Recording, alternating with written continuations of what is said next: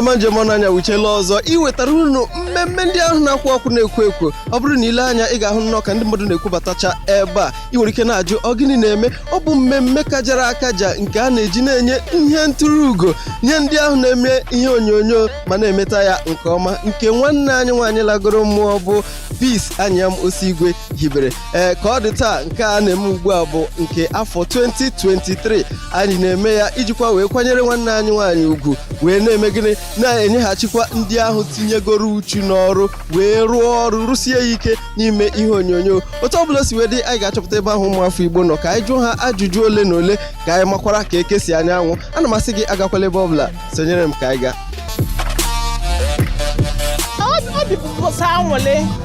Obi na-asọ m Paulina, you know. Mmemme amaka. Ọ tego m bịabala ama. Ndị ya abụrụ my first time, you know.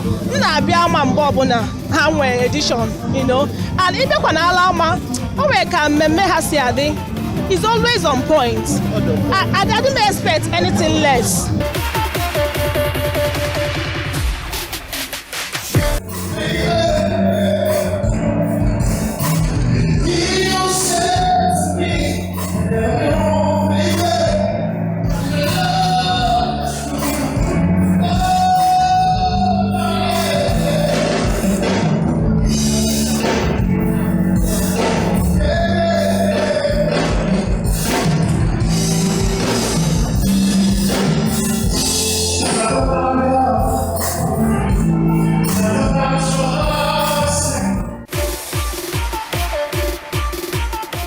Ihe ahụ nnọkọ ndị na-eme ihe onyonyo nke a na-akpọ movie n'asụsụ bekee. Taa kwanụ a na-eme ihe inye ịtụrụ ugo award n'asụsụ bekee nke ndị ama. Nwanne anyị nwaanyị lara azụ Peace Anyam Osigwe bụ onye hibere ya. Nke a bụkwanụ nke izizi a na-eme kemgbe ochie ala mmụọ. A na-eme award na award night today wee onye niile na ihe niile ga-eme taa na nso anyị nọ n'ebe a ka anyị na-elepụta onwe anyị anya ka ahụkwa ndị a ga-ebi ikikere niile ka anyị mara ebe ihe niile na-aga aga maka oju ụbọchị kwa anyị sef a ga-abịakwara anyị. Ama 2023 award for best film in African language. And the Ama goes to Kofa.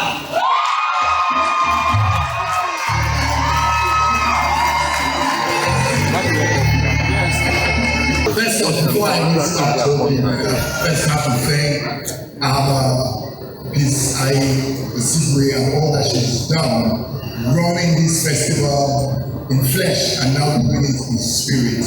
Blessings up to you. Onye ọbụla ọ sọrọ ya weta ihe nrite gbasa ihe dị mkpa na a na-enye ha ihe nrite maka ọrụ ha rụrụ. Onye ọbụla nwetara ya o ruru ya n'ihi na onwe ha onye ewepụtara aha ya ebe a etorughị ikwu ituru ugo ala n'ụbọchị taa.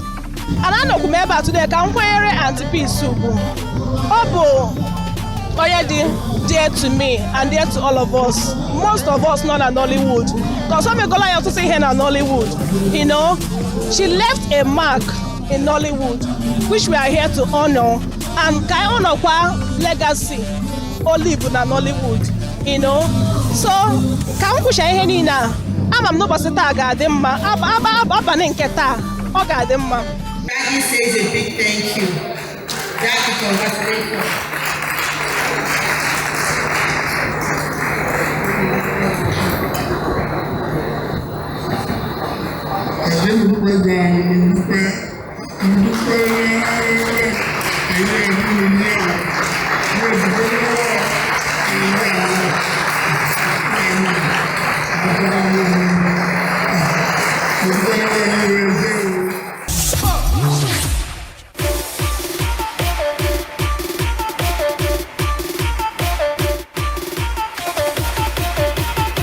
Ndị ọma njem ọnụ na-ahụlanụ ka o si wee gaa n'abalị taa, ya bụ gịnị ebe ọkụ nyere achịsọwa. Ebe a ka anyị ga-eweta ya bụ mmemme ama award na isi njedebe. Ọ bụrụ na iso na-ebere anyị n'igwe mkparịta ụka soshal midia, chọọ anyị na @isimbido TV. Ebe ahụ ka ị ga-enweta anyị. Echefukwala na ị nwere ike isonyere m onwe m na Ikije Stanley Chizaram na Facebook nakwa Instagram. Enwe m na-asị gị mee ihe ọma nye onye ahụ na gị n'akụkụ n'ihi enweghị onye mechi. Ndị be anyị ụbọchị nta ka anyị chụọ n'Owerre nchi ka emesịanụ.